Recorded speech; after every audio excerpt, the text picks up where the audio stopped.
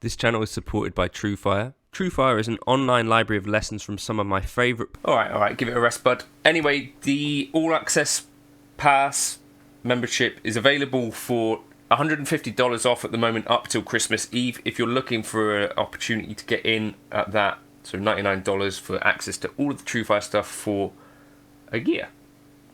Pretty good deal. So I get to play quite a lot of guitars.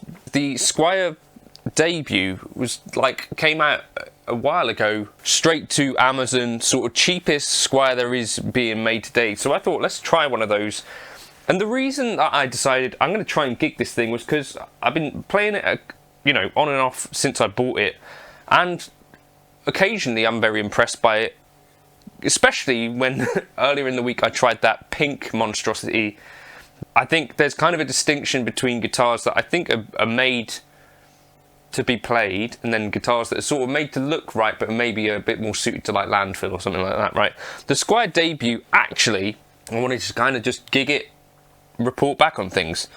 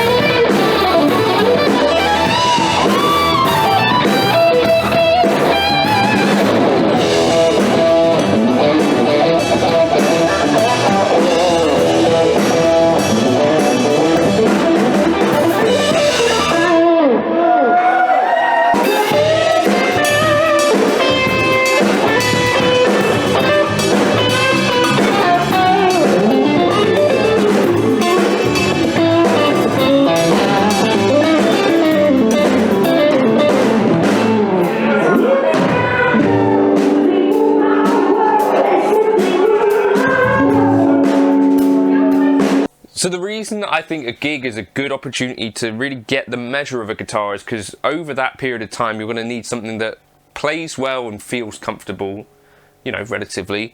You're going to want something that stays in tune, and that's a really key test, especially, if you're playing for an hour, 2 hours, like last night at the Marine camp. Well-behaved bunch, which is good. But yeah, so it's a chance to see if the neck is comfortable for you. It's a chance to see if the pickups are maybe microphonic, all these sorts of things which don't really show up in a bedroom environment.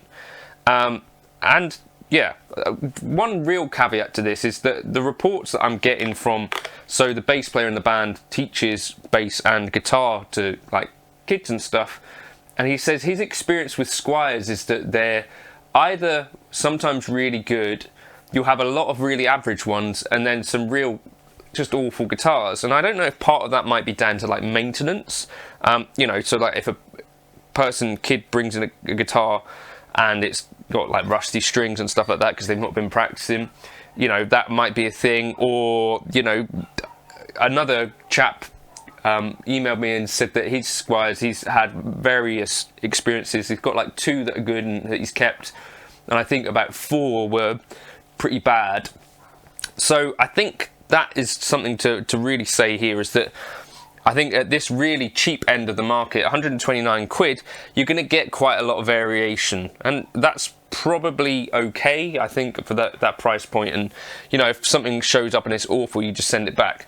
So the reports are, actually, I took my other 2 guitars just in case, something went wrong or I wasn't enjoying playing it, but I really, really enjoyed it. I don't know if part of that is the expectations that are set up by being cheaper, because I told the rest of the band it's £129 guitar, it's got this sticker on it, it's kind of funny, but at the same time, I really enjoyed it, and particularly I was surprised by how good the clean tones were sounding. I was playing through a Bad Cat Cub 5, which they've let me borrow for a bit, and then also the cheapest pedal board maybe ever, the £150 sort of set from Gear for Music. I kind of just put that in, which has an overdrive, a rat sort of style distortion, a chorus, and then I was using the Nobel's delay. So that's kind of what you're hearing in this video, but it sounded great.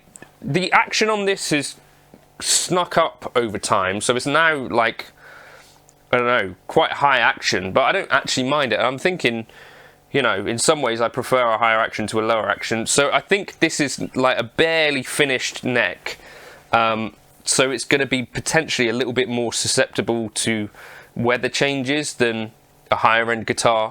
So I guess that could do with a truss rod adjustment.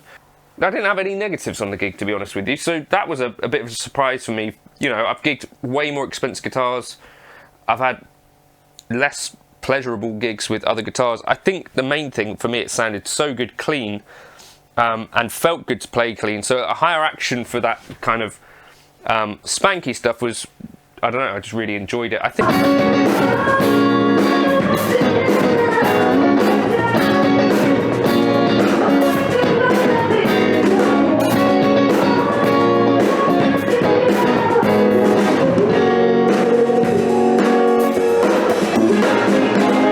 it's set up with 9s on it out of the factory. It's a slimmer body than a normal Strat, so it kind of feels a bit lighter weight. I wouldn't say it looks expensive, and when the keyboard player picked it up, he said this feels like junk. He's a keyboard player, so I don't know how much, you know, how many times he's picked up a guitar. Definitely that wood finish here feels quite bare, if you're used to feeling like a finished neck. It also has bird's eye, which is kind of bonkers, so that's like a premium feature on some guitars like Music Man, even though I think it is a disease in the wood, but it's pretty cool looking. In terms of sounds, I'm just plugging direct in here.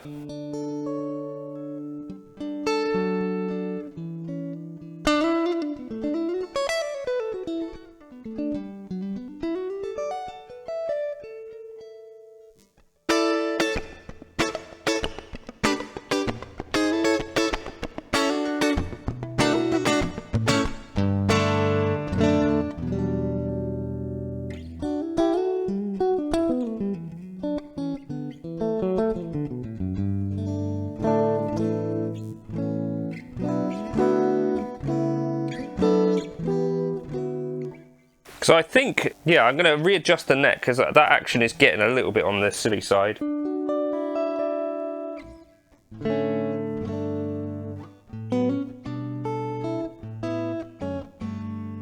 What's the cheapest guitar that you've ever played that has like done good things for you? I'd like to know your thoughts, or like the best.